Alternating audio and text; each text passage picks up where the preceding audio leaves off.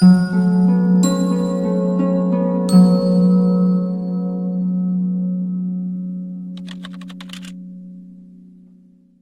నమస్కారం. ఈరోజు ఒక వినూత్నమైన సబ్జెక్ట్ చెప్పుకుందాం. ఆ సబ్జెక్ట్ పేరు ఏంటంటే కళంకం. దీనికి చాలా పర్యాయపదాలు ఉన్నాయి. కళంకం అనేది అద్భుతమైన తెలుగు పదం. గిల్టీనెస్ అనే రకరకాల పదాలు ఉన్నాయి. అసలు ఈ పదం నాకు దీని మీద ఎప్పుడు నేను అన్వేషణ మొదలైందంటే అది ఒక విచిత్రమైన సంఘటన. ఈ మధ్యన నేను ఒక 100 మందితో ఒక టూర్ వెళ్ళాను. సద్గురుస్ మూమెంట్లో టూర్స్ తీసుకెళ్లే విభాగం ఒకటి ఉంది. దానికి ప్రధానమైన పని ఏంటంటే ఆ విభాగం పని, దాన్ని నిర్వహణ మా మాస్టర్ సుబ్బలక్ష్మి గారు, ప్రసాద్ గారు, పిల్లా ప్రసాద్ గారు అని ఒక మాస్టర్ ఉన్నారు. ఆయన ధ్యాన విహారీ టూర్స్ అండ్ ట్రావెల్స్ అన్న బ్యానర్ మీద అందరినీ తీసుకెళ్తారు. ఆయన ద్వారా మేము వెళ్తుంటాం. మేము అంటే మా అందరు మాస్టర్స్ అందరు కలిపి ఒక గొప్ప టూర్కి వెళ్ళాం. కృష్ణుడు వెళ్ళిన ద్వారక వెళ్ళాం. ఆ ద్వారక వెళ్ళిన తర్వాత అక్కడ అందులో ఆ సెక్షన్లోనే మేము కొంచెం సమయం దొరికింది. అనుకోకుండా ఒక ప్లేస్ ఫిక్స్ చేసాం. దాని పేరు భావనగరి. భావనగరి దగ్గర ఏంటి ప్రత్యేకత అంటే అక్కడికి వెళ్ళిన దాకా నాకు ఆ ప్లేస్ మా మెనూలో లేదు. అది మా ఐటినరీలో ఆ ప్లేస్ లేదు. ఎందుకంటే మాకు టైం చాలదు కాబట్టి మేము వేరే వేరే షెడ్యూల్ పెట్టుకున్నాం. అనుకోకుండా కొంచెం టైం దొరికింది, ఒక పూట సమయం దొరికింది. సరే ఇంత దూరం వచ్చాం కదా, అటు కూడా తీసుకెళ్దామని చెప్పేసి అందరినీ తీసుకొని వెళ్ళాం. నేను టూర్స్ ఎందుకు వేస్తానంటే నాతో పాటు వచ్చిన వాళ్ళందరికీ కూడా ఆ ప్లేస్కి వెళ్ళి దాని ప్రత్యేకత తెలుసుకొని అక్కడ ప్రత్యేకమైన సాధన చేసి ఆ క్షేత్రం యొక్క శక్తి తీసుకోవాలి. అది నేను టూర్లు వెళ్ళే పని. టూర్లు నేను ఎందుకు వెళ్తాను? నేను టూరిస్ట్ ఆపరేటర్ని కాదు కదా. అందరూ టూర్స్ వచ్చినప్పుడు దాన్ని అందరినీ ఒక గ్రూప్గా తయారు చేసి ఆ టూర్స్ వచ్చిన వాళ్ళందరినీ తీసుకొని వెళ్ళి అక్కడ క్లాస్ పెడతాను. నాకు అది చాలా ఇష్టం అన్నమాట. అంటే ఆ క్షేత్రం ఏదో శక్తి ఉంటుంది కదా, ఆ క్షేత్రంలో ఎంతో శక్తి ఉంటుంది, ఎంతో చరిత్ర ఉంటుంది. సో ఈ విధంగా మేము ద్వారకా టూర్ వెళ్ళినప్పుడు భావనగరి వెళ్ళాం. ఈ భావనగరి వెళ్ళినప్పుడు నా కళ్ళని నేను నమ్మలేకపోయాను. అది ఒక అద్భుతం అని చెప్పాలి. ఏంటంటే సముద్రం ఉంటుంది, దూరంగా ఒక 2-3 కిలోమీటర్ల దూరంలో ఒక జెండా కనిపిస్తుంటుంది. అంతే, సముద్రం మధ్యలో ఒక జెండా కనిపిస్తుంది చూడండి. ఆ జెండా ఏంటయ్యా అంటే అది ఒక టెంపుల్. అంటే సముద్రంలో మునిగిపోయి ఉంటుంది అది. మరి ఎలా వెళ్ళాలి అంటే సముద్రంలో నీళ్లు వెనక్కి వెళ్ళిపోతాయి. దాదాపుగా ఒక 7-8 గంటలు వెనక్కి వెళ్ళి మళ్ళీ వచ్చేస్తాయి. వెనక్కి వెళ్ళమంటే సినిమాల్లో చూపించినట్టు ఇలా ఒక్కసారి జమ్మని వెళ్ళిపోవు. కొంచెంగా 2 గంటలకి వెళ్ళిపోతాయి. అంటే 2 గంటలకి సముద్రం దాదాపుగా మొత్తం సముద్రం వెనక్కి వెళ్ళిపోతుంది. ఒక 2-3 కిలోమీటర్లు వెనక్కి వెళ్ళిపోతుంది. ఆ టెంపుల్ ఎంత దూరం ఉందో ఆ టెంపుల్ వరకు వెళ్తాయి. నాకు ఆశ్చర్యమైంది, సముద్రం వెనక్కి వెళ్ళడం ఇది విచిత్రంగా ఉంది అనుకొని అలా కూర్చున్నాం. అయితే మేము వెళ్ళిన రోజు ఏమైందంటే సాయంత్రం ఈరోజు 6కి వెళ్తాయండి వాటరు, మరలా రాత్రి 12కో లేకపోతే తెల్లారుజామున వస్తాయని అని చెప్పారు. సరే మేమందరం ఉన్నాం అక్కడ, వెయిట్ చేసాం. మేము వెళ్ళింది మధ్యాహ్నం వెళ్ళాం. 6 దాకా కూర్చున్నాం సముద్రం దగ్గరే. ఆ కూర్చున్నప్పుడు నేను దాని గురించి ఎంక్వైరీ చేశాను. అసలు ఈ టెంపుల్ ఏంటి, సముద్రంలో ఎందుకు ఉంది, దీని కథ ఏంటి అని అడిగితే అక్కడ స్థానికంగా ఉన్న పూజారి గారు వాళ్ళు చెప్పారనమాట. పంచపాండవులు మహాభారత సంగ్రామం చేసినప్పుడు ఆ సంగ్రామంలో వాళ్ళు ఎన్నో పాపాలు చేశారు, ఎంతోమందిని, అంటే అక్కడ ఉన్న కథ చెప్తున్నా మీకు. వాళ్ళు పాపాలు చేశారు, వాళ్ళని వీళ్ళని చంపారు, వాళ్ళ గురువు ద్రోణాచార్యుని చంపారు, తర్వాత మిత్రుని చంపారు, తర్వాత తన తాతగారైన పితామహ భీష్ముడిని చంపాడు. ఇలా చాలా తప్పులు చేశారు. కాబట్టి ఆ పాపాన్ని అంతా కడుక్కోవటానికి కృష్ణుని అడిగారు. కృష్ణుడు అప్పుడు ఏం చెప్పాడంటే ఒక నల్ల ఆవునిచ్చి దానికి నల్ల జెండా కట్టి వదిలాడు. ఆ నల్ల జెండాతో ఆవు ఎంత దూరం వెళ్తే అంత దూరం మీరు వెళ్ళండి. ఎక్కడైతే నల్ల జెండా తెల్లగా మారిందో అప్పుడు మీరు అక్కడ తపస్సు చేయండి, మీ కళంకం పోతుంది అని చెప్పాడు. అప్పుడు వీళ్ళందరూ అలాగే ఒక ఆవును వదిలేరు. ఎంతో దూరం. మీరు అప్పట్లో హస్తినా అంటే ఢిల్లీలో ఎక్కడ ఉంటుంది, ఇది భావనగర్ దాదాపు 2 రోజుల జర్నీ. అంటే 2 రోజుల జర్నీ అంటే ట్రైన్లో వెళ్తాయి, సూపర్ స్పీడ్లో వెళ్తాయి. అప్పట్లో ఇంకా నెలల తరబడే. అక్కడ రాగానే నల్ల జెండా తెల్లగా మారుతుంది ఈ భావనగర్ రాగానే. అప్పుడు అక్కడ ఒక ఎనర్జీ ఉందని చెప్పేసి వాళ్ళందరూ ధ్యానం చేస్తారు. అక్కడ శివుడు ప్రత్యక్షమై వాళ్ళను క్లీన్ అవుట్ చేస్తాడు అనమాట. వాళ్ళకి 5గురికి 5 రూపాయల్లో దర్శనం ఇస్తాడు. అందువల్ల ఈ టెంపుల్ అక్కడ ఉన్నది. ఆ సందర్భంగా ఈ టెంపుల్ కట్టారు, అక్కడ వారు ప్రతిష్ఠించారు. అది తర్వాత సముద్రం లోపల ప్రతిష్ఠించారు. తర్వాత సముద్రం ముందుకు వచ్చింది, మళ్ళీ అది దర్శనం చేసుకోవాలంటే వెనకెళ్తుందని ఆ కథ చెప్పారు. అంటే సింపుల్గా చెప్పాలంటే వాళ్ళు పాపం చేశారు కాబట్టి పాపాన్ని కడుక్కోవడానికి అక్కడికి వచ్చారు. ఇది వాళ్ళు చెప్పిన కథ. నాకు ఈ కథలో ఏదో లోపం కనపడింది. లోపం అంటే ఎప్పుడు కూడా గుర్తుపెట్టుకోండి, మీరు విచక్షణతో ఆలోచించాలి. విచక్షణ ఈజ్ ద మోస్ట్ ఇంపార్టెంట్.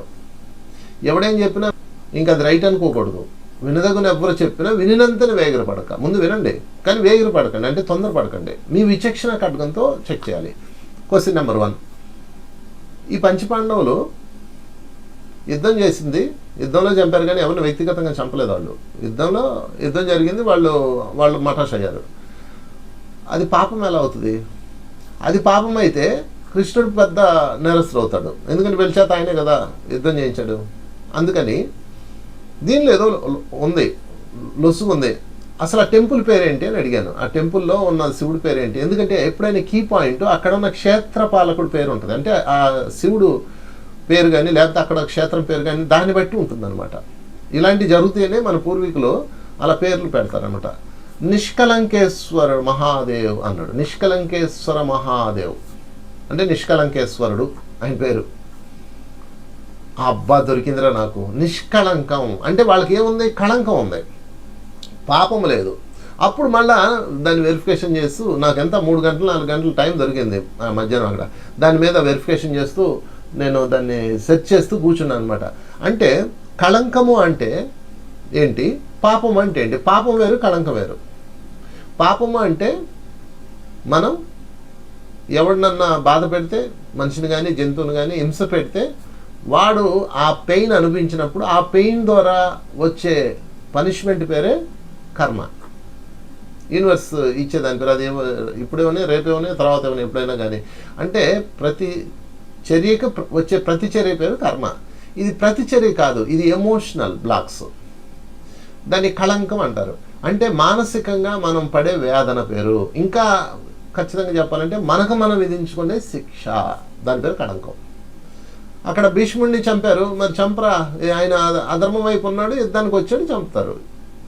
అక్కడ అంగీకారంతో వచ్చారు కదా. అందుకని పాపం వేరు, కళంకం వేరు. అంటే పంచపాండవులు కళంకంతో ఉన్నారు. కళంకం అంటే ఏంటి? అవమానము, లేదంటే తప్పు చేశాను ఒక గిల్టీ ఫీలింగు, ఎక్సెట్రా ఎక్సెట్రా. అందుకనే ఇది ఇక్కడ ఒక బొమ్మ వేసాను చూడండి. ఇందులో మనిషి ఉంటాడు, వాడిని పట్టుకొని ఉంది ఒకటి. అదేంటి? అదే కళంకం. కళంకము అంటే మీకు మీరు విధించుకున్న శిక్ష. మిమ్మల్ని ఎవడో తిడతాడు, వాడు మర్చిపోతాడు, మీరు మాత్రం నెలల తరబడి సంవత్సరాల తరబడి గుర్తుపెట్టుకొని బాధపడుతూ ఉంటారు. దాని పేరు కళంకం. మీకు మీరు మీ లోపల నలిగిపోయేది, దాని పేరు కళంకం. ఆ ప్లేస్ రిలీజ్ చేసేదే తెల్ల జెండా. నల్ల జెండా తెల్లగా మారింది.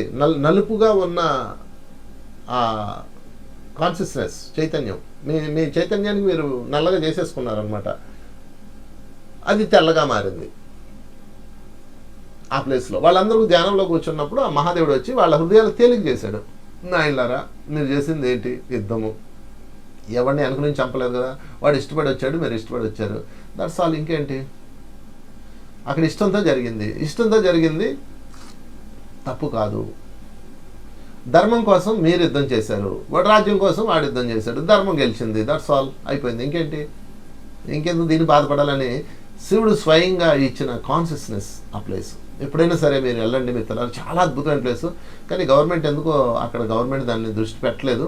చాలా అసలు భూమి మీద ఒక అద్భుతమైన ప్లేసుల్లో అదొకటి నేను విజిట్ చేసిన వాటిల్లో. నెక్స్ట్ ఇయర్ మళ్ళీ వెళ్దాం. నెక్స్ట్ ఇయర్ మిమ్మల్ని తీసుకెళ్తాను నేను.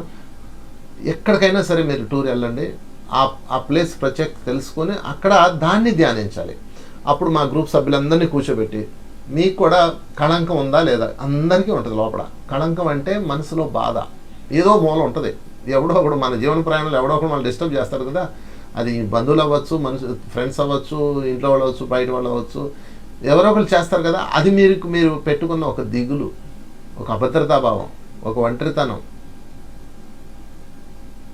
ఒక కోపం, ఒక భయం, ఒక అవమానం, ఇవన్నీ ఉంటాయి కదా. దాని తాలూకా ఫాగు బ్లాకిష్ అనమాట, అందరిలో ఉంటుంది. అప్పుడు అందరిని అక్కడ కూర్చోబెట్టి అక్కడ ఉన్న మహాదేవుడి నుంచి, ఆ శివలింగం నుంచి తెల్లటి కాంతి లోపలికి వస్తున్నట్టుగా భావించండి అని వాళ్ళకి గైడ్ చేస్తూ వాళ్ళ కళంకాలన్నీ శుభ్రం చేసే ప్రక్రియ అక్కడ చేయించాను. చాలామంది తేలికపడ్డారు. నిజం సార్, ఎప్పటి నుంచో ఉన్న దిగులు నాకు పోయిందని. మన గ్రూప్లో ఒక మేడం అయితే 2-3 ఏడుస్తూనే ఉన్నారు అక్కడికి వెళ్ళి వచ్చాక. ఒక 2-3 రోజుల పాటు వెక్కి ఏడుస్తున్నది. వీళ్ళందరూ ఏదో జరిగింది పాపం వాళ్ళకి అనుకుంటున్నారు. కాదు, వాళ్ళ కళంకం అంతా శుభ్రపడిపోయి అది కన్నీరు రూపంలో పోయింది. సో ఈ విధంగా మాతో టూర్లో వచ్చినప్పుడు మేము చేసే ఒక ప్రక్రియలు అనమాట ఇవి. అంటే ఆ ప్లేస్ చూపించడమే కాదు, టూరిస్ట్ పని అది, నా పని కాదు. నా పని ఆ ప్లేస్లో శక్తిని తీసుకోవటం, ఆ క్షేత్రానికి ఒక శక్తి ఉంటుంది, దాన్ని పొందడం, అది చేస్తాం. సో ఆ సందర్భంగా నాకు కళంకం మీద చెప్పాలి మీకు అనిపించింది. ఈరోజు నేను మీకు చెప్తున్నాను. సో కళంకం, ఈరోజు టాపిక్ పేరేంటి? కళంకం. కళంకము అంటే ఏంటంటే ఇతరులు మనకి పెట్టిన అవమానాలు కానీ, ఇతర సమాజం ద్వారా, ఇతరుల ద్వారా వచ్చినది మనకు మనం విధించుకున్న శిక్ష. డిప్రెషన్ అనేది మానవుడు తనకు తాను విధించుకునే శిక్ష మిత్రులారా. డిప్రెషన్ అనేది అసలు లేదు, అది జబ్బు కాదు. కానీ ఇప్పుడు 100కి 80% మంది డిప్రెషన్లో బాధపడుతున్నారు. మానవుడు తనకు తాను విధించుకునే శిక్ష పేరు డిప్రెషన్. మీరు బాగా గమనించండి, క్యాన్సర్, హార్ట్ ప్రాబ్లం, ఎక్సెట్రా ఎన్నో రకాల జబ్బులు ఉన్నాయి. అన్ని రకాల జబ్బులు పిల్లలకి ఉన్నాయి, పెద్దలకి ఉన్నాయి. పిల్లలకి లేని ఏకైక జబ్బు ఏంటి చెప్పాలని? డిప్రెషన్. ఏ చిన్నపిల్లడికి డిప్రెషన్ ఉండదు, ఏ చిన్నపిల్లడు సఫర్ అవడు తన మనసు వల్ల. ఎందుకని అంటే చిన్నపిల్లవాడికి ఈ ఆలోచనలు ఉండవు కాబట్టి, వాడిని విధించుకోడు కాబట్టి, శిక్ష వేసుకోడు కాబట్టి.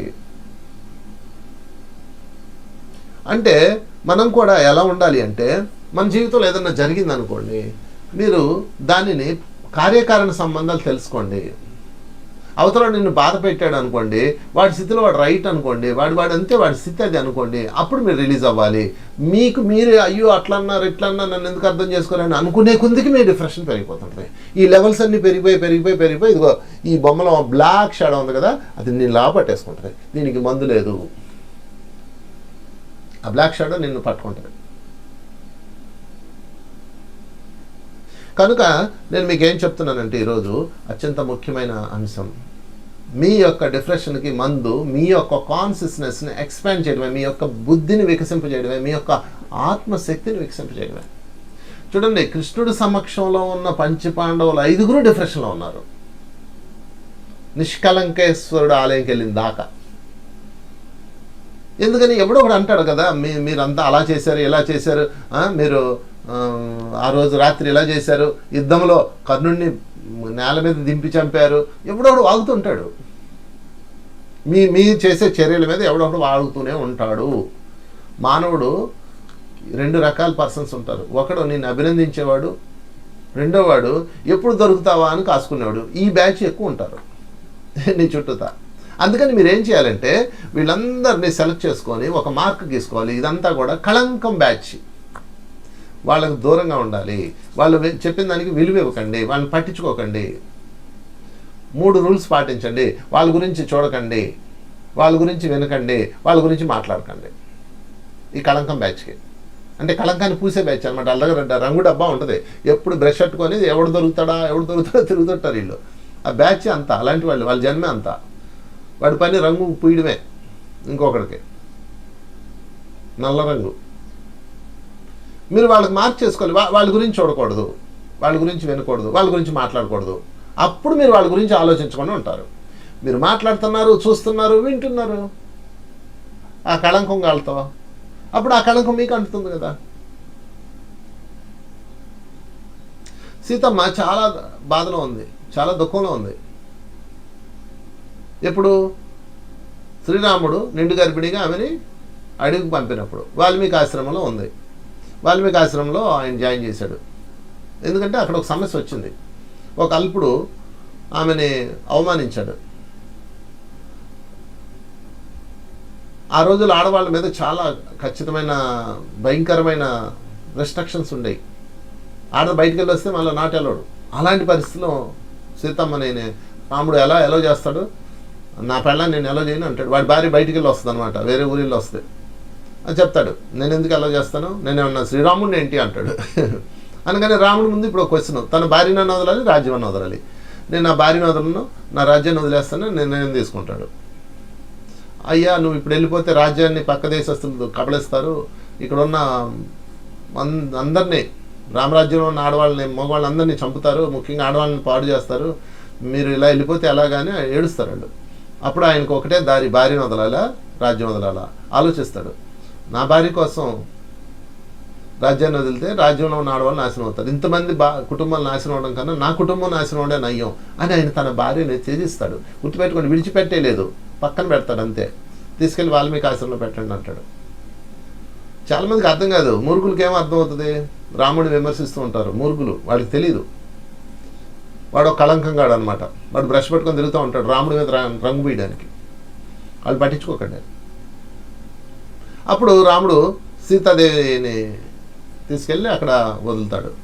అప్పుడు సీతమ్మ బాధపడుతూ ఉంటారు, ఏడుస్తూ ఉంటారు. ఏడవరు మరి, మహారాణి పోస్ట్ తెల్లపాటికి భర్తకు దూరంగా ఉండాల్సి వచ్చింది. మహారాణి కాస్త ఒక సామాన్య స్త్రీగా మారిపోయింది మరలా. అప్పుడు వాల్మీకి అడుగుతాడు, ఎందుకమ్మా బాధపడుతున్నావు అంటే అప్పుడు చెప్తుంది ఆమె, ఎంతో పవిత్రంగా ఉన్న నన్ను ఒకడు ఇలా మాట అన్నాడు, దానికి నేను బాధపడుతున్నా, రాముడికి దూరంగా ఉన్నందుకు బాధపడట్లా, ఆయన హృదయంలో నేను ఉన్నాను, ఆయన ఎక్కడున్నా నేను ఉంటాను అని చాలా స్పష్టంగా ఉంటుంది ఆమె రాముడి విషయంలో. ఎందుకంటే ఆమెకు తెలుసు ఆయన హృదయం ఏంటో. సరే, మొత్తం మీద సీతమ్మ బాధని వాల్మీకి తీస్తాడు. సీతమ్మ ఏం పెట్టుకుంది, కళంకం పెట్టుకుంది. అప్పుడు వాడి స్థితిలో వాడు కరెక్టు, వాడు అల్పుడు ఎలా మాట్లాడతాడు? చిన్నప్పుడు చదువుకోవాలి, అల్పుడు పలుకు ఆడంబరంగాను అని. వాడు ఆడంబరంగా మాట్లాడతాడు, ఎందుకంటే వాడు అల్పుడు కదా అమ్మ అంటాడు. అప్పుడు ఆమె నిష్కళంకం అయిపోతుంది. చూసారా? అంటే మీకు ఒక గైడ్ కావాలి, ఒక గురువు కావాలి. కళంకంలో ఉన్నప్పుడు మీకన్నా అయ్యర్ మాస్టర్, నీకన్నా అయ్యర్ స్థాయిలో ఉన్నవాళ్ళు కావాలి. మీరు చేసే పొరపాటు ఏంటంటే, మీకన్నా దరిద్రులకి, మీకన్నా తక్కువ స్థాయిలో వాళ్ళకి, మీకన్నా ఇంక చెప్పాలా, మనమే ఒక దరిద్రంలో బాధపడుతుంటే మళ్ళీ ఒకరికి ఇస్తాం తీసుకెళ్ళి. మనమే ఒక బాధలో ఉంటాము, మళ్ళీ తీసుకెళ్ళి ఇంకొకరికి చెప్తాం మన సమస్య. వాళ్ళు ఏం చేస్తారు, ఇది విన్నారా, ఏం జరిగిందో మీకు తెలుసా అని వాళ్ళ ఫ్రెండ్స్కి చెప్తారు. వాళ్ళు ఏం చేస్తారు, ఇంకోళ్ళు చెప్తారు. ఇలా మొత్తం ఊరంతా మాట్లాడుకుంటూ ఉంటారు నీ గురించి. అది నీ చెవిని పడి మళ్ళా నీకు ఇంకో కళంకం. ఈరోజు తల బరువుగా వాలిపోయింది అందరికి, కళంకంతో వెన్నుపోస వంగిపోయింది. అవతల పారేయండి అవన్నీ. వాడి స్థితి వాడు కరెక్టు, అలాగే మాట్లాడతాడు. రెండోది, మీ యొక్క విషయాన్ని ఎవరితో మీరు మాట్లాడకండి. ఒక బాగా విశ్వాసం ఉన్న అయ్యరో, నీకన్నా ఉన్నతంగా మెచ్యూర్గా ఉన్న మిత్రులతో షేర్ చేసుకోవాలి. ఎవరో ఒకరితో షేర్ చేయాలి కదా. లేదా అక్కర్లేదు అనుకుంటే అది వదిలేయచ్చు. లేదనుకుంటే ధ్యానంలోకి వెళ్ళిపోయి మాస్టర్స్కి ఇవ్వండి, దేవతలకు ఇవ్వండి, నీ ఇష్ట దైవానికి ఇవ్వు. ఇదిగో ఇలా జరిగింది అయ్యా, నేను ఇలా పడ్డాను, నువ్వే చూసుకో అని వదిలేయండి, ఆయన చూసుకుంటాడు. చూసారా? కనుక మిత్రులారా, ఈరోజు మనం కళంకమే చెప్పుకుంటున్నాం. ఈ కళంకానికి కారణం ఏంటి? ముందు కళంకం అంటే అర్థమైంది కదా, ఒక బ్లాక్ షాడోస్. కళంకానికి కారణం ఏంటంటే మనమే సృష్టించుకున్న ఈ వాస్తవం. ఎందుకు సృష్టించుకున్నాం? ఎవడైతే కళంకంగా ఉన్నాడో, దుర్జనుడు ఉన్నాడో, అల్పుడు ఉన్నాడో, వాడి గురించి మాట్లాడుతున్నాం, వాడి గురించి వింటున్నాం, వాడి గురించి చూస్తున్నాం. చూడండి, మీరు పెళ్ళికి వెళ్ళారు, అక్కడంతా చక్కగా అన్ని ఏర్పాట్లు చేశారు, అద్భుతంగా ఉంది. అక్కడికి మీ ఎనిమి అంటే నీకు ఇలా రంగు పూసేవాడో, లేకపోతే విమర్శించేవాడో, తిట్టేవాడో, అవమానించేవాడు ఎవడో ఒకడు ఉంటాడు కదా. వాళ్ళు వచ్చారా లేదని మీరు ఎతుకుతారు. చిన్నప్పుడు స్నేహితులు వచ్చారా లేదా అని ఎతకరు, ముందు వాళ్ళ కోసం ఎతుకుతుంటారు. వాడు వచ్చాడా, ఇటు ఎక్కడ నుంచి వచ్చాడు వీడు అని ఎతుకుతుంటారు. అది చూడడం అంటే. నువ్వు చూడకండి, వాడు ఎడిపోతే నీకెందుకు, వాడు నీ ముందున్నా నువ్వు చూడకూడదు. ఎవడన్నా నచ్చనోడు వచ్చాడు అనుకో, నువ్వు బతికున్నావా అన్నట్టు చూడాలి వాడు. ఇంకా ఒకవేళ చూడాల్సి వస్తే, అరే నువ్వు ఇంకా బతికే ఉన్నావా అన్నట్టు చూడాలి. అంత ఎంటీగా ఉండాలి మీ మైండ్. ఈ కళంకంగాళ్ళతో చూడకూడదు, రెండు మాట్లాడకూడదు. ఇది చాలదన్నట్టు ఏంటి వాళ్ళు రాలేదా, వాళ్ళ ఫ్యామిలీ ఎవరు రాలేదా అని మొదలెడతారు. పక్క వాళ్ళని అడుగుతారు. మాట్లాడకండి వాళ్ళ గురించి. లేదా వాళ్ళు ఆ రోజు ఏం చేశారో తెలుసా అని చెప్తారు. ఒక 100 ఏళ్ళైనా చెప్తూనే ఉంటారు. మీరు మాట్లాడుకోండి, అద్భుతమైన విషయాలు మాట్లాడుకోండి. ఇప్పుడు నేను చెప్పాను కదా, అద్భుతమైన విషయం చెప్పాను మీకు. మీ కళ్ళ ముందుకు తెచ్చాను ఒక అద్భుతమైన విషయం. ఇలా సముద్రంలో ఈశ్వరుడు, మేమందరం లోపలికి వెళ్ళాము, అక్కడ ధ్యానం చేశాము. దాదాపు 100 మంది ఆ సముద్రంలో లోపలికి వెళ్ళిపోయి, సముద్రం వెళ్ళిపోయిన తర్వాత అక్కడ అందరం కూర్చొని ధ్యానం చేశాము. అందరికీ కళంకం పోయేలాగా కొన్ని కాషన్స్ ఇచ్చాను. చక్కగా వాళ్ళందరూ తమ ఆరాన్ని శుభ్రపరచుకున్నారు, తమ యొక్క మనసుని తేలికపరచుకున్నారు. మనోమయ కోశాన్ని, ఆరా కాదు మనోమయ కోశం. ఆరా అంటే ఏంటంటే ప్రాణమయ కోశం. ఆరా శుభ్రపరచుకునే ప్లేస్ సూర్యుడి నుంచి శక్తి తీసుకొని శుభ్రపరచుకోవాలి, అది వేరు. అది ప్రాణమయ కోసం. రెండో శరీరం ఈదర్ బాడీ. మూడో శరీరం మనోమయ కోసం. అది ప్రాబ్లం. అది క్లీన్ చేసుకునే ప్లేస్ చూపించాను, మాట్లాడాను. దాంతో మీకు ఎనర్జీ వస్తుంది. అలా కాకుండా ఆ రోజు ఏం జరిగిందో తెలుసండి, మమ్మల్ని ఏమన్నారు తెలుసండి, మాకు ఎట్ట జరిగిందో తెలుసండి అని మాట్లాడాను అనుకోవడం, ఆ కళంకం వస్తుంది, ఆ దరిద్రం వస్తుంది. అందుకని మిత్రులారా, ఈ రోజు నుంచి మీ యొక్క హృదయాలని తేలికపరచుకోండి, కళంకం తీసిపారేయండి, నిష్కళంకులుగా మారిపోండి. నిష్కళంకం అంటే ఇంక ఏది లేదు, తెల్లగా మెరుస్తూ ఉన్న నేను, అద్భుతమైన కాంతిలో ఉన్న నేను, మీకు మీరు చెప్పుకోండి. ఏదో గోల వాడి గురించి నేను ఎందుకు ఆలోచించాలి? నీ ప్రియమైన వాళ్ళు లేరా ఈ లోకంలో? వాళ్ళ గురించి ఆలోచించు. ఎప్పుడు కళ్ళు మూసుకుంటే మంచి అనుభూతులతో ఉండాలి. ఓ పాట కూడా ఉంది, ఊహలు గుసగుసలాడే నా హృదయము ఇసలాడే. ఆ పాట చూసారా? ఊహలు ఎప్పుడు గుసగుసలాడాలి, కసకసలు ఆడకూడదు. మన ఊహలు ఎప్పుడు కసకసలు ఆడుతుంటాయి. కసకస అడన్నాడు, ఈడన్నాడు, అట చేశాడు, ఎట చేశాడు, ఎంత మాట అన్నాడు, అలా చేశాడు, వచ్చి కరుస్తూనే ఉంటారు కన్నీళ్ళు. అది కళంకం అంటే. అంతేగాని ఎవడో వేసిన మచ్చ కాదు, వాడేస్తాడు, వాడి పని అదే. గేదె పేడ వేస్తుంది, ఎక్కడ పడితే ఆడేస్తుంది. ఎద్దు పేడ వేస్తుంది, రోడ్డు మీద పేడ ఇదా, దాని డ్యూటీ అది, వేసుకొని వెళ్ళిపోతూ ఉంటుంది. నువ్వెందుకు మొహాన్ని పూసుకుంటావు? మీరు చూడకూడదు, మాట్లాడకూడదు, వినకూడదు. ఈ 3 రూల్స్ ఖచ్చితంగా పాటించండి. ఎవరితో? ఈ కళంకం వాళ్ళతో. ఎవరైతే నిష్కళంకులు ఉంటారో వాళ్ళతో మాట్లాడండి, వాళ్ళని చూడండి, వాళ్ళని వినండి. అప్పుడు మీరు నిష్కళంకులు అవుతారు. వీళ్ళందరూ ఏం చేశారు? ఈ పంచపాండవులు కృష్ణుడు ఎందుకు చెప్పాడో అక్కడికి వెళ్ళి మీరు ధ్యానం చేయమని అంటే, అక్కడ ఈశ్వరుడు ఉన్నాడు. ఈశ్వరుడు యొక్క నిష్కళంకం ప్లేస్ అదే, కృష్ణుడికి తెలుసు అది. అందుకే నల్లగా ఉన్న జెండా తెల్లగా మారిపోయింది. అది ఇండెక్స్ అంటే భూమి మీద ఉన్న ఒకనొక శక్తి క్షేత్రాల్లో అదొకటి. నాయన మీరు అక్కడికి వెళ్ళండి, మీ హృదయం తేలికవుతుంది అని పంపించాడు. వాళ్ళు అక్కడికి వెళ్ళారు. అక్కడికి వెళ్ళిన తర్వాత ఆ శివుడు సాంగత్యంలో గడిపారు. అంతే, నిష్కళంకులు అయిపోయారు. అంటే వాళ్ళకి దూరంగా ఉండాలి.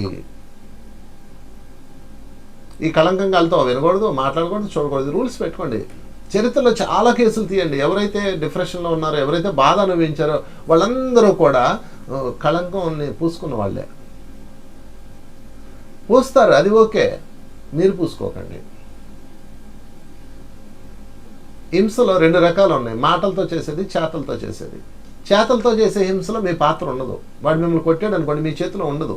మీ బలం సరిపోలేదు కాబట్టి తన్నులు తింటారు, దెబ్బలు తింటారు, లేకపోతే గాయపడతారు. కానీ మాటలతో చేసే హింసలో భాగం మీకుంది.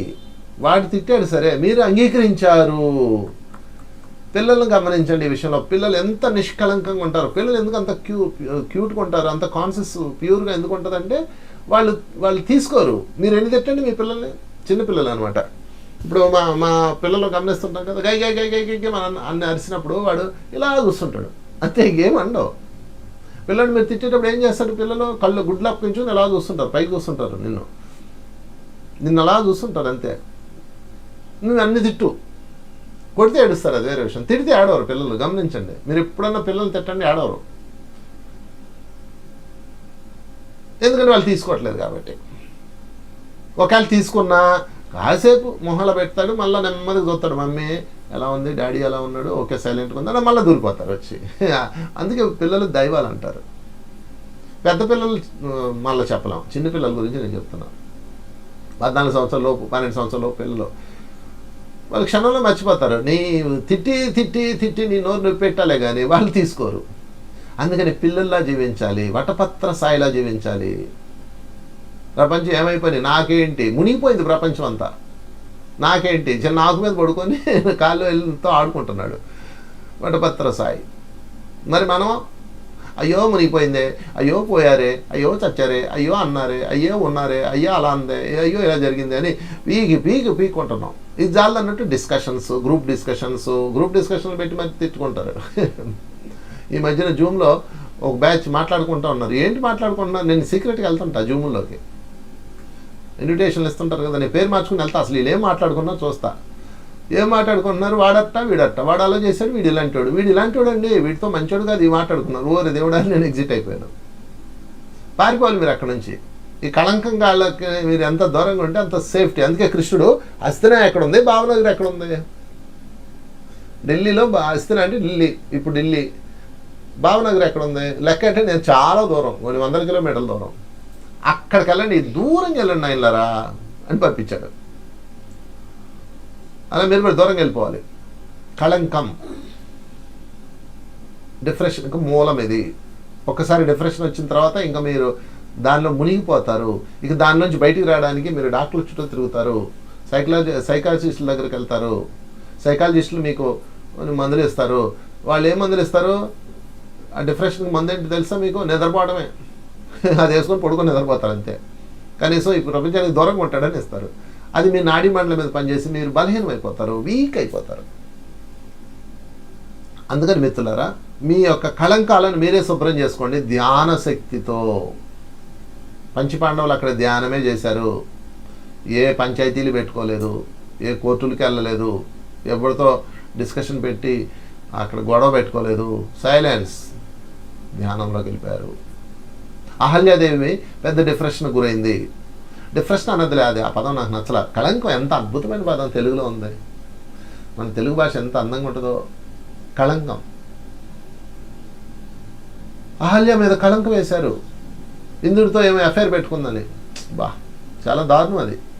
ఇప్పుడు కూడా ఆ సినిమాల్లో ఆ క్యారెక్టర్ని బ్యాడ్గా చూపిస్తున్నారు, మురుగులు. అది తప్పది. అహల్యమాత అద్భుతమైన శక్తి దేవత, మానవుల్లోనే ఋషిలో ఉన్నది మహర్షి ఆమె. సరే, ఒక సంఘటనలో ఆమె అలా దొరికిపోయింది, ఆమెను అవమానించారు, ఆమె తప్పు లేకుండానే ఆమె మీద రాళ్ళు వేశారు, కళంకం వేశారు. అసలు ఎవరినండి మనం మాట్లాడడానికి, మనకి ఏం హక్కు ఉంది, మనకు లేవా తప్పు లేవా, మనం మీరు చేయలేదా? భూమి మీద ఏ నేరం చేయనోడు ఉంటాడా, ఏ పాపం చేయనోడు ఉంటాడా చెప్పండి. మరి ఇంకొకరిని ఎలా అంటారు మీరు? మాట్లాడితే చాలు, వాళ్ళు అలాగా వీళ్ళు ఇలాగా, వాళ్ళు అలా చేశారు వీళ్ళు ఇలా చేశారు. అంతరాత్మ అనేది ఉంటుందా ఉండదా? మనస్సాక్షి ఉండదా? ఒకళ్ళని వేలెత్తి చూపించే వాళ్ళకి నేను చెప్తున్నాను, మీకు మనస్సాక్షి ఉండదా? ఇంకొకళ్ళని అనేటప్పుడు మీ మనసు పనిచేయదా? మీ దానికి సాక్షి ఉండదా? ఒకప్పుడు మనం చేసాం కదా అని అనదా? నాకు అలాంటివి ఏం లేవు, నేను పవిత్రమైందని అంటారా? తీయండి, మీ గత జన్మల్లో అయినా ఉంటాయి దరిద్రమైన రికార్డు. కళంకం పూసిపారేస్తున్నారు అందరికీ. దయచేసి ఒకళ్ళ కళంకం మీరు పూసుకోకండి, మీ దగ్గర కళంకం సృష్టించి మరొకళ్ళకి పూయకండి. ఎంత అద్భుతమైన జీవితాన్ని నాశనం చేస్తుందో ఈ కళంకం, ఎంతమందిని బాధ గురి చేస్తుందో నీటిలో నుంచి వెళ్ళే మాట. ఇప్పటికే ఎన్నో కళంకాలు పూసేశారు మీరు, ఇక పూయకండి. ఎన్నో పూసుకున్నారు, ఇక పూసుకోకండి. ఈ క్షణం నుంచి నిష్కలంకేశ్వర కళ్ళు మూసుకొని ఆ నిష్కలంకేశ్వరుని స్మరించుకోండి. ఓ నిష్కలంకేశ్వర, ఈరోజు నుంచి నేను నిష్కలంకంతో ఉంటాను, నా నోట్లోంచి మధురమైన మాటలు వెళ్తాయి, నా లోపలికి మధురమైన మాటలే వస్తాయి. ఫిక్స్ చేసుకోండి. ఈశ్వరుడే సాక్షి. అహల్యమాత ఏం చేయాలి చెప్పండి? ఆమె ఏం చేయాలో అర్థం కాలేదు ఆమెకి ఒకటే అర్థమైంది, ఈ మురుగులకి చెప్పినా అర్థం కాదు. తన భర్త అయిన తను నమ్మలేదు, ఊళ్ళో వాళ్ళు నమ్మలేదు, రాళ్ళు వేశారు. అలాంటి బ్యాడ్ సిచ్యువేషన్లో ఆమె ఉన్నారు. అప్పుడు ఆమె ఏం చేసింది? ధ్యానంలోకి వెళ్ళిపోయింది. అంతే. ఎవరికి చెప్పింది? శ్రీరాముడికి చెప్పింది. శ్రీరాముడు వచ్చాడు ఆమెను ఎత్తుక్కుంటూ. ఆమె కళంకాన్ని శ్రీరాముడు తీశాడు, ఆమెను స్పర్శించాడు. అంతే, రాతిని నాతిగా మార్చిన రాముడు అయిపోయాడు. అది ఆమె సాధించుకుంది శ్రీరాముడిని. కనుక మిత్రులారా, ఈరోజు గుర్తుపెట్టుకోండి, మనలో కళంకం పోవాలి అంటే ఫస్ట్ చేయాల్సింది ఏంటంటే ధ్యాన సాధన పెంచాలి. ఆల్రెడీ పూసేసుకున్నారు, రంగు పూసేసుకున్నారు. ధ్యాన సాధన పెంచాలి. సాధన రోజుకు 2 గంటల కన్నా వెళ్ళాలి. మీరు ఏం చేయగలరు? మీరు ఎవరికి నిరూపిస్తారు? ఆ కళంకం వేసిన వాళ్ళకి ఏం చెప్తారు? ధ్యాన సాధన తప్ప ఇంకో దిక్కు లేదు. మీరు మనసుని దాటి వెళ్ళాలి. సాధన. నా లైఫ్లో కూడా ఒక పెద్ద కళంకం వచ్చింది నాకు కూడా. నేను ఏం చేశాను తెలుసా? 6 గంటలు ధ్యానం చేశాను. 6 గంటలు పర్ డే, వారం రోజుల పాటు. పిరమిడ్లోకి వెళ్ళిపోయాడు. మా ఇంట్లో పర్సనల్ పిరమిడ్ ఒకటి ఉంది పైన చిన్నది, అందులో కూర్చుని పోయాడు అంతే. 6 అవర్స్ ఎప్పుడు గడిచిపోయేదో కూడా తెలీదు. నేను అసలు 6 గంటలు ధ్యానం ఎప్పుడు చేయలే. మామూలుగా అయితే 1 అవర్ అంతే. అప్పుడు 6 గంటలు చేశాను అంతే. కరెక్ట్గా వారం రోజులు అంతా తేలికైపోయింది, నార్మల్ అయిపోయింది. కాలమే పరిష్కరిస్తుంది కళంకాన్ని, కాలం తెస్తుంది. పూసుకున్న దాన్ని మళ్ళీ కొత్తగా పూసుకోకుండా ఉండాలంటే, కళంకం రాసుకోకుండా ఉండాలంటే, ఎవరైతే ఆ కళంకం వాళ్ళు ఉన్నారో వాళ్ళకి దూరంగా ఉండాలి. వాళ్ళ గురించి మాట్లాడకూడదు, వాళ్ళ గురించి వినకూడదు, వాళ్ళ గురించి చూడకూడదు. ముఖ్యంగా ఈ 3 చూడకూడదు, వినకూడదు, మాట్లాడకూడదు. అప్పుడు వాళ్ళు సృష్టించే ఆలోచనలు నీ దగ్గరకు రావు. వేవ్ లెంగ్త్ అంటారు దాన్ని. సేతు మహనీయుడు ఒక గొప్ప పదం చెప్తాడండి, అది నాకు భలే నచ్చింది. Don't interfere into the others thought అంటాడు. అంటే ఇతరుల యొక్క ఆలోచనలోకి నువ్వు వెళ్ళకంటాడు. చూడండి, ఇతరులు నీ ఆలోచనలోకి రానీకు కాదు, ఇతరులు నీ ఆలోచన రానీకుండా ఉండడం నీకు సాధ్యం కాదు. ఎట్టవుతుంది? నువ్వు ఆల్రెడీ తెచ్చేసావు దాన్ని, నీ వల్ల కాదు. ఇతరుల ఆలోచనలోకి నువ్వు వెళ్ళకంటే మీరేం చేస్తున్నారు? వాడి గురించి ఆలోచిస్తాం మొదలుపెట్టారు. వాడు నా గురించి ఏమంటున్నాడు, మీరు వెళ్ళిపోయారు. వేవ్ లెంగ్త్ ఒకటి క్రియేట్ చేశారు, ఒక వేవ్ క్రియేట్ చేశారు వాడి బ్రెయిన్కి. వాడి బ్రెయిన్లో రెడీగా ఉంది ఎవడు దొరుకుతాడా అని, అంతే జమ్మని వచ్చేస్తాయి, అంటుకుంటుంది నీకు వచ్చి. చీమల పుట్టలో పొల్ల పెడితే ఏమవుతుంది? చీమలన్నీ చక్క ఎక్కేస్తాయి. చూసారా? ఓ చీమల పుట్ట ఉంది అనుకోండి, అందులో చిన్న చీపురు పొల్ల పెట్టండి, చక్క పట్టుకుంటుంది దాన్ని. అలాగనమాట. మీ వేవ్ లెంగ్త్ పంపించారు మీరు. ఎందుకని? వాళ్ళ గురించి మాట్లాడారు, వాళ్ళ గురించి చూశారు, వాళ్ళ గురించి విన్నారు, వెళ్ళిపోయింది. దాంతో వాళ్ళ వేవ్ లెంగ్త్ నీ వైపు వచ్చేసింది, దాంతో కళంకం పూసేసింది.